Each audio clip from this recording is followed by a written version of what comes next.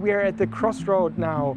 The rise of populism on the left and the right is more and more trying to establish a one-page history, nationalization, anti-European, anti-migration, focusing on economy in national terms.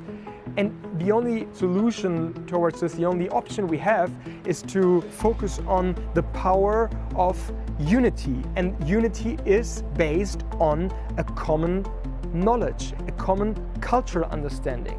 And so the power of populism and the monopoly of the markets, they can only be counteracted by the deep and important value of a cultural feeling of unity.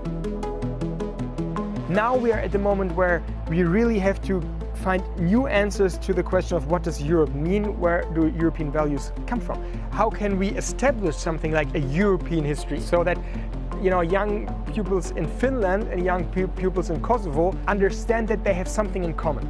A good way would be to establish common stories. If we take back control on the production of school books, that also could lead to a more just generation environment, basically. In my opinion, the biggest problem with school books is that they are focused on national histories. There are no actually European history in them. So it's a question of future to develop some common history book. I mean, not agree on everything, but to know our point of views. I think school books have a huge political power because they shape the identity and also the development of students and school kids. And with that knowledge they go into the world and into society, and they become a valuable member of societies, and with that knowledge and the thoughts that they created in schools, they will also shape societies differently. So the political power is huge when you see it in the future. The political power in our region is very high populism because it wants to exploit the process of teaching, and kids are definitely ideal to influence and spread the politics. But definitely the influence from an economic point of view is because textbooks are not so cheap in many countries where the living standard is low. So it's, I would say, two ways. One is economical and one is ideological.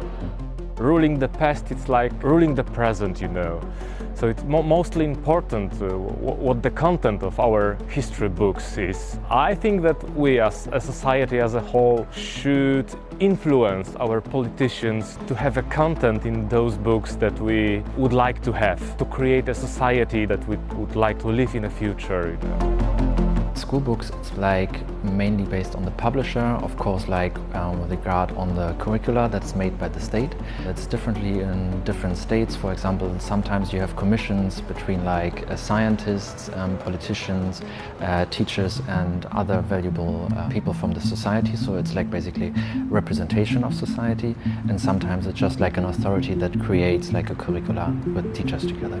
The main initiators, if you want so, for the new textbook are of course first people within the publishing house who realize that there is a gap or an opportunity, and then of course the right mixture and the right result, we say, of filtering the right suitable authors for that subject.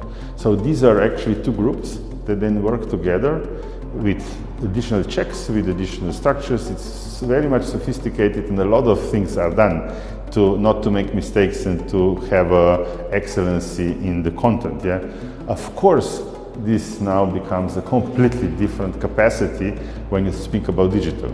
Now, with a lot of interactivity and a lot of additional work and especially assessments and the feedback, this is becoming much more difficult.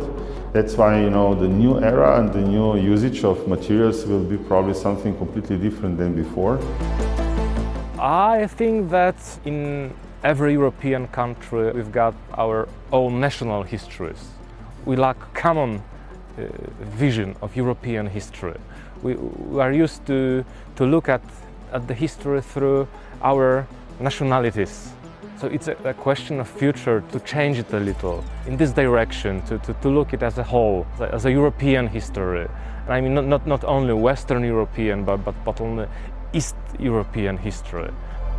I dream of a school book where curiosity of what happens in a different country, in a different part of this continent, is so central that at least 1/3 of the school books are about of what happens in other countries and what has happened, but also what is happening right now.